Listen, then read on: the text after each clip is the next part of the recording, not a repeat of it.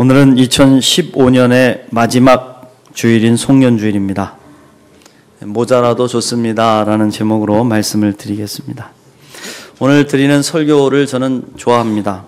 스스로 힘들게 살아갈 때인가, 아니면 무언가 피곤하고 지칠 때, 방향을 잃어버렸을 때, 다 내려놓고 싶을 때 이 설교문을 읽으면 위안을 받고 힘을 얻곤 했습니다. 그래서 오늘 우리 성도들과 한 번 더 나누어야겠다는 생각으로 말씀을 들고 섰습니다. 저와 여러분에게 위로와 은혜가 넘치시기를 간절히 축원합니다. 올해가 지나면 우리는 좋든 싫든 다 한 살씩 더 나이 먹고 또 새로운 달력을 벽에 걸고 쉴 새 없이 달려가야 될 것입니다. 뒤를 돌아보면 아쉬움과 그리움이 많이 남죠. 부족했던 모습과 최선을 다하지 못했던 모습들에 대해서 불만족과 후회가 우리 마음을 괴롭히기도 합니다. 사람은 누구나 부족한 것을 다 한 가지씩 가지고 살아가는 것입니다. 남편이 능력이 있으면 부인이 부족할 수도 있습니다. 아이들이 공부를 잘하지만 건강이 약할 수도 있습니다. 예수를 잘 믿고 싶어도 자식들 때문에 고민이 많기도 합니다. 돈은 많지만 머리가 부족하기도 하고 똑똑하지만 믿음이 부족해서 고민하는 사람들이 있습니다. 하나님은 사랑하는 우리들에게도 만 가지를 다 만족하게 하시지 않으셨습니다. 이는 하나님이 안 계시기 때문이 아닙니다. 하나님 우리를 쓰실 때도 완전 무결하게 고치셔서 사용하시지 않습니다. 하나님이 크게 쓰실 때 모든 종들에게 다 연약함이 있고 허물이 많은 것을 우리는 또한 보게 됩니다. 하나님이 에덴 동산을 만드실 때 100% 완벽한 낙원으로 만드시지 않으셨습니다. 에덴 동산 중앙에 선악과를 만들어서 아담과 하와에게 경고하셨죠. 동산의 모든 것은 다 너에게 주지만 중앙에 있는 선악과는 절대 보지도 만지지도 먹지도 말아라. 그것을 먹는 날에는 정녕 네가 죽을 것이다 그랬습니다. 사람은 못하게 하면 더 하고 싶은 게 생리죠. 아담에게는 선악과가 늘 마음에 걸렸습니다. 이 모든 것을 다 주셨는데 왜 이것을 만드셔서 우리를 괴롭게 하는가? 어느 날 뱀이 하와를 유혹했습니다.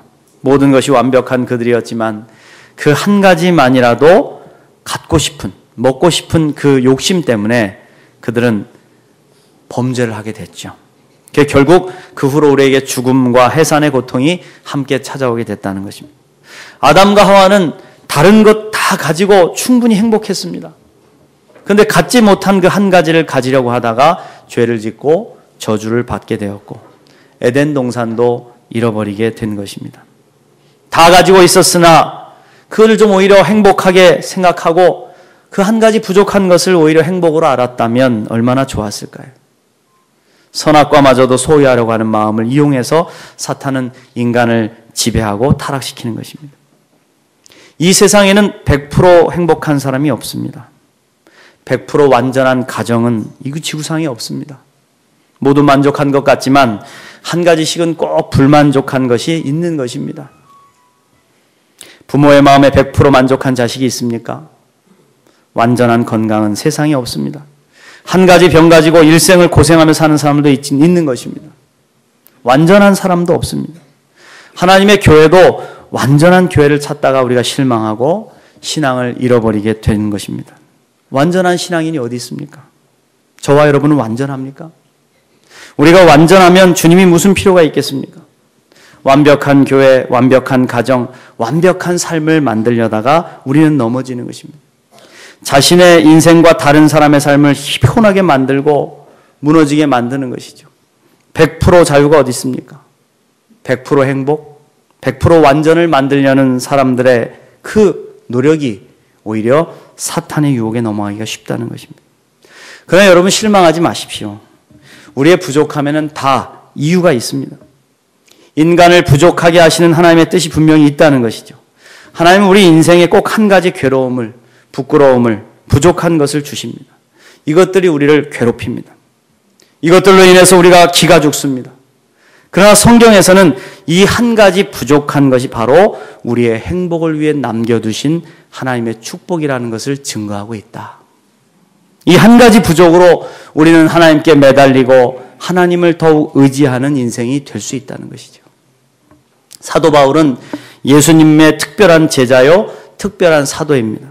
그는 교회를 핍박하는 자였고 로마의 시민권을 가진 특권층이었고 학문과 지식이 높았고 바리새교인 중에 바리새교인으로 신분이 보장된 사람이었습니다. 그러나 그는 예수의 음성을 듣고 다메섹 도상에서 거꾸러졌습니다. 하나님은 그를 하나님의 사도로 변화시키셨습니다. 그러나 그에게는 이때 충격으로 심한 병이 하나 생기게 됐습니다. 학자들은 눈병이 걸렸다고 하는데 가만히 있어도 눈에서 눈물이 줄줄줄 흐르고 눈곱이 지저분하게 끼는 그런 괴로운 질병이 그를 괴롭힌 것입니다. 여러분 가끔 우리가 눈병 걸려보면 아시겠지만 사람 똑바로 쳐다보기도 힘들고요. 얼마나 괴로운지 모릅니다. 그는 눈이 어두워져서 성경을 쓸 때도 그냥 불러주면 다른 사람이 대신 대피를 하고 마지막에 큰 글씨로 자기의 사인을 해서 바울이 지었다는 것을 증거했다는 것이죠. 이 눈병만 없다면, 이 병만 없다면 내가 주님의 영광을 위해서 날아다닐 텐데, 이 병만 없다면 정말 잘할 수 있겠는데, 그는 너무나 괴로워서 하나님께 기도했습니다. 3번씩이나 작정해서 기도했지만 결국 응답받지 못했고 여전히 병은 남아서 그를 괴롭게 했습니다. 다른 사람들의 질병은 치료하고 죽은 사람들도 다시 살려내는 위대한 종 바울이 정작 자신의 질병 하나를 고치지 못하는 것이죠. 바울은 엄청난 신앙의 경험을 했고 수많은 기적을 행했습니다. 수많은 사람을 회개시켰고 주님 앞으로 이끌었습니다. 그는 하루도 평안하게 잠자리에 들지 않고 유럽 천지를 돌아다니면서 발바닥이 닳도록 전도한 위대한 전도자였습니다. 신약 성경의 대부분을 기록한 이런 위대한 종, 이런 사도가 그 몸에 가시가 있었다고 표현을 하고 있습니다. 이 가시는 그에게 견딜 수 없는 고통이었습니다. 왜 하나님은 이 위대한 주의 종에게 이렇게 고통스러운 가시를 주셨을까요? 이 병만 없어지면 행복하겠는데 매일 하나님의 영광을 가리며 사는 것 같으니까 너무너무 괴로웠다 이겁니다. 괴로워서 부르짖어 기도하고 기도했습니다. 그때 바울에게 하나님이 음성을 들려주시는 것이죠. 사랑하는 나의 종아, 너는 나의 충성된 능력 있는 종이 아니냐? 너는 나의 나라를 보지 않았느냐? 네가 받은 은혜가 너무 크고 너무 위대한 것이 아니냐? 그것으로 족하지 않냐? 네가 너무 교만하지 않게 하기 위해서 내게 육체의 가시를 주었으니 너는 그것으로 만족해라. 나의 능력이 내게 머물러 있게 하려 함이니라 그랬어요. 할렐루야. 바울은 하나님의 이 음성을 듣고 깨달음을 얻습니다. 그렇습니다. 기독교인은 모든 것이 완벽한 사람들이 결코 아닙니다. 한두 가지 부족한 연약함이 우리에게 있다는 것은 바로 하나님의 능력을 우리에게 머물게 하시려는 하나님의 사랑인 것이다. 여러분 믿습니까? 바울은 자기 몸의 가시 때문에 신앙이 잘못되지 않았습니다. 때때로 우리는 우리 몸에 있는 가시, 그 부족함 때문에 신앙이 병들고 잘못되는 경우가 있는데 바울은 그렇지 않았습니다. 바울은 자기 몸의 가시 때문에 더 겸손해졌고 더 무릎을 꿇고 하나님께 기도했습니다. 우리에게 있는 부족함은 우리로 하여금 하나님을 바라보게 하시고 주님의 능력을 의지하고 살아가게 하시려는 주님의 사랑과 섭리임을 여러분 믿으시기를 축원합니다. 고대 그리스의 철학자 플라톤은 행복하기 위한 조건으로 다음 5가지를 꼽았습니다. 첫째, 먹고 입고 살기에 조금은 부족한 듯한 재산. 둘째, 모든 사람이 칭찬하기엔 조금은 부족한 외모. 셋째, 자신이 생각하는 것의 절반밖에 인정받지 못하는 명예. 넷째, 남과 힘을 겨루었을 때 한 사람에게는 이기고 두 사람에게는 질 정도의 체력. 다섯째, 연설했을 때 듣는 사람의 절반 정도만 박수를 치는 말솜씨.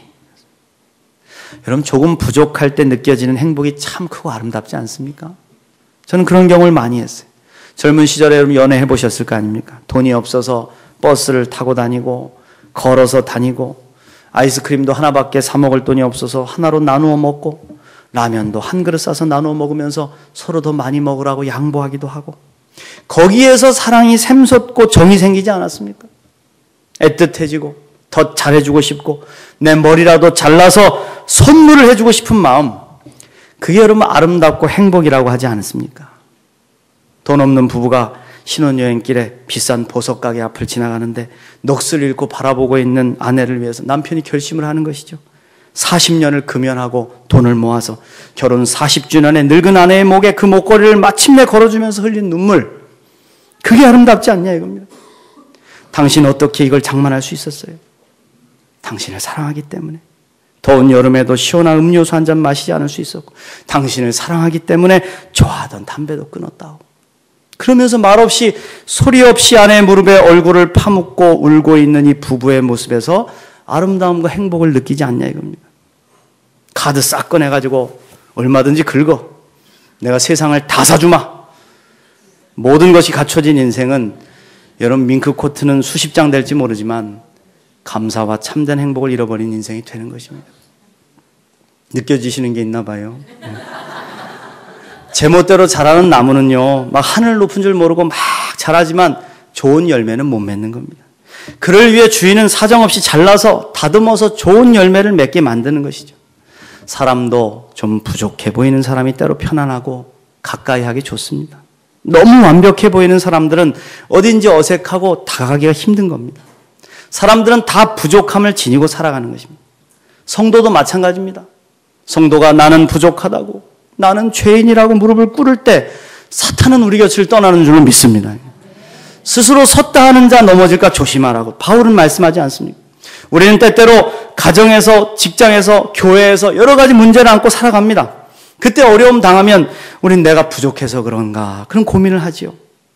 바울도 부족함이 있었습니다. 그러나 그런 장애물 때문에 오히려 하나님의 은혜를 사모하면서 더 겸손해지면서 하나님 앞에 기도하게 되지 않습니까? 그렇게 하나님의 영광은 우리에게서 떠나지 않는 것이다. 신앙이란 미완성 작품인 것입니다. 성도의 믿음도 끝이 없는 것입니다. 여러분 완벽한 믿음이 어디 있습니까? 충전기에 꽂아서 100% 충전 딱 되면 그게 완벽한 믿음입니까? 세상에 완벽한 믿음이 어디 있습니까? 진실한 신앙인은 아무리 믿고 또 믿어도 또 회개하고 부족하고 또 회개해도 부족하고 눈물 나서 쏟고 갔는데 다음 나와서 또 십자가에 엎드리면 또 눈물 나고 그게 여러분 진실된 신앙 아니겠습니까? 매일 새벽마다 깨어 기도하고 또 부족하고 갈급한 거 이게 우리의 신앙 아니겠습니까? 내가 한 가지 부족한 것 때문에 하나님은 우리를 버리지 않으시고 우리가 넘어질까 봐 옆에 오셔서 우리를 붙잡아 주시는 것입니다. 할렐루야. 결국 우리 삶에 있어서 부족함과 연약함을 인정하고 받아들인다는 것은 우리의 인생을 걸작품으로 만들어 가시는 하나님의 능력의 손길을 받아들이는 것과 같다. 저는 제 자신이 가지고 있는 한계를 인정하는 법을 배우기를 힘쓰고 있어요. 특히 송년주일이 되면 더욱 그렇습니다. 주님, 내가 부족하군요. 그 한계를 통해서 내 삶의 그림을 아름답게 그려주시는 하나님의 만져주심을 체험하길 원합니다. 만져주십시오. 근데 여러분 세상 사람들이 좋아하는 위대한 예술작품이나 사진작품을 보십시오. 그것이 완벽합니까? 사진을 찍기 위해서는 반드시 찍으려고 하는 사물이나 풍경에 집중을 해야 됩니다. 아무리 주변에 아름다운 경관이 막 10가지, 20가지가 넘는다고 해도요, 그거 다 담을 수 없는 거예요. 아무리 그림이 좋아 보여도 다른 것은 버리고 찍으려고 하는 한 가지에 집중해야 하는 것입니다. 온 세상을 다 담을 수 있는 사진은 없습니다. 온 세상을 다 그려넣을 수 있는 그림도 없습니다. 가장 아름다운 것에 집중하기 위해서는 다른 것을 잘라내야 하는 절제가 필요한 것이죠. 아름다운 예술작품이 되기 위해서는 반드시 테두리를 두르고 그 안에 작품을 담아내야 합니다. 하나님도 때로 우리의 삶의 그림 속에 그런 일을 하기를 원하시는 거예요. 우리의 인생을 작품으로 만드시기 위해서 우리에게 필요 없는 부분을 잘라내시는 거예요. 하나님이 원하시는 곳에 포커스를 맞추고 집중하십니다. 그리고 우리의 연약한 부분, 쓸모없는 부분, 그리고 필요 없어서 버려야 될 부분들을 잘라내시죠.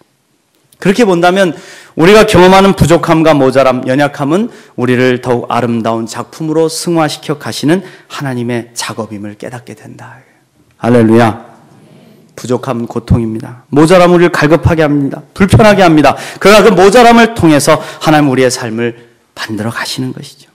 그렇게 한 걸음 우리가 물러나서 우리 인생을 바라볼 때 우리는 그 속에서 역사하시는 하나님의 능력과 사랑을 발견하게 되는 것이죠. 우리의 믿음 생활은 주님 나라 갈 때까지 끊임없이 가는 것이죠. 아직 많이 남아 있습니다. 끝이 아닙니다.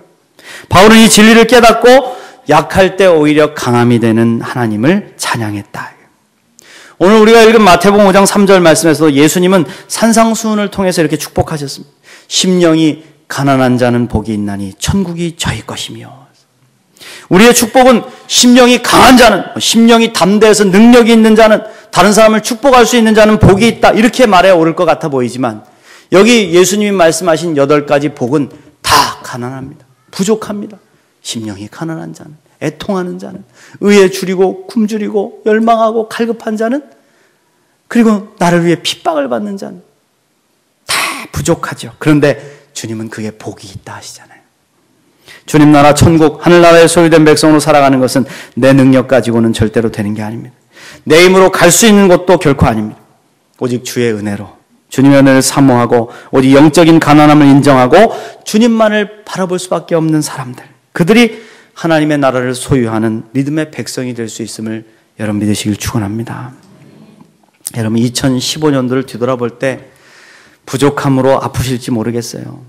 점점 나이 들어가는 자기를 보면서 한숨이 나오실지도 모르고 내가 지금까지 뭐하고 살아왔나 그러기도 하고, 잊고 싶은 많은 아픔, 받은 상처들이 원망스러울지도 모르겠습니다.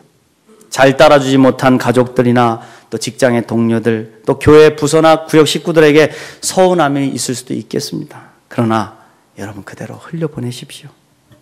조금 모자라면 어떻습니까? 모자라도 좋습니다.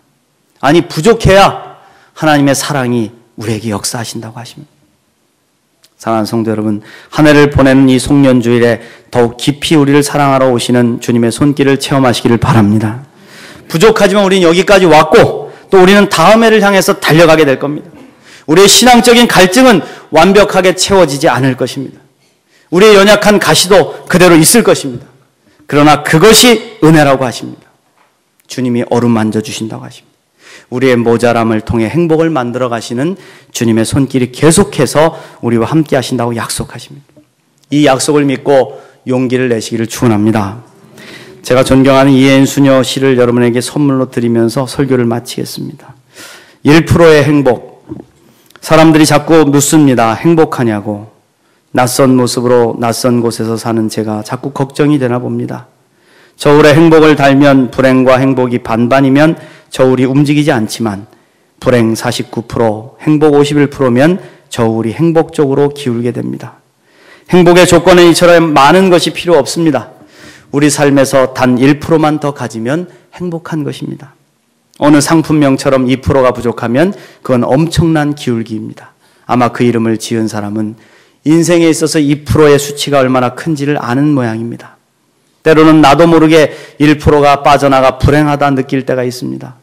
더 많은 수치가 기울기 전에 약간의 좋은 것으로 얼른 채워 넣어 다시 행복의 무게를 무겁게 해놓곤 합니다.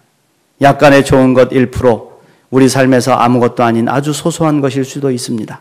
기도할 때의 평화로움, 따뜻한 아랫목, 친구의 편지, 감미로운 음악, 숲과 하늘과 안개와 별, 그리고 잔잔한 그리움까지.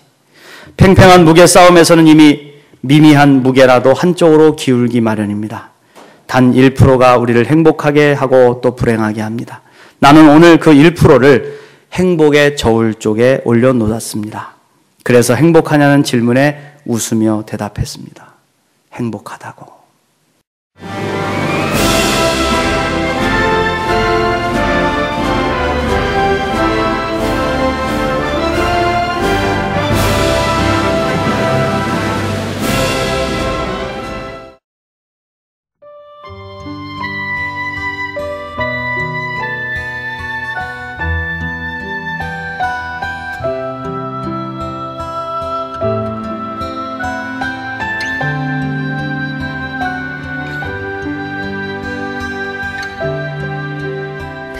당신이 지쳐서 기도할 수 없고 눈물이 빗물처럼 흘러내릴 때 주님은 우리의 연약함을 아시고 사랑으로 인도하시네.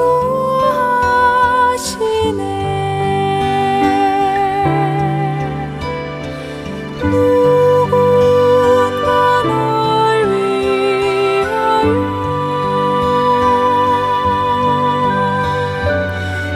누군가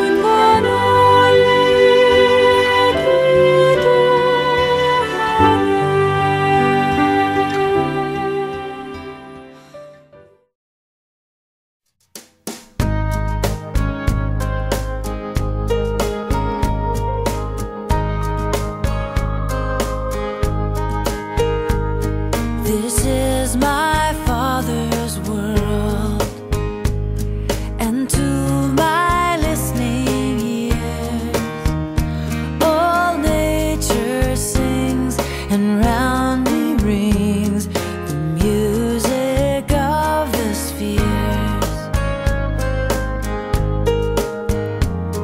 This is my Father's world.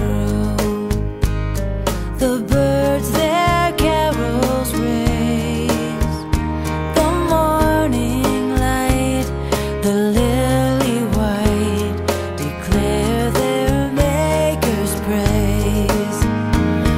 This is my Father's world. I rest me in the thought of rocks and trees, of skies and seas. His hand the wonders wrought. This is my Father's world. Oh, let me never forget that though the wrong seems off so strong, God is the ruler yet. This is my Father's world. Why should my heart be sad? The Lord is King, let the heavens ring. God reigns, let the earth be glad.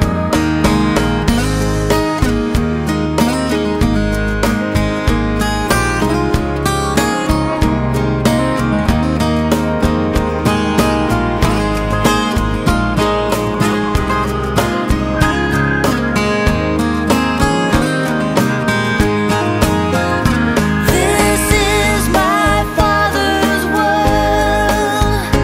He shines in all that's fair.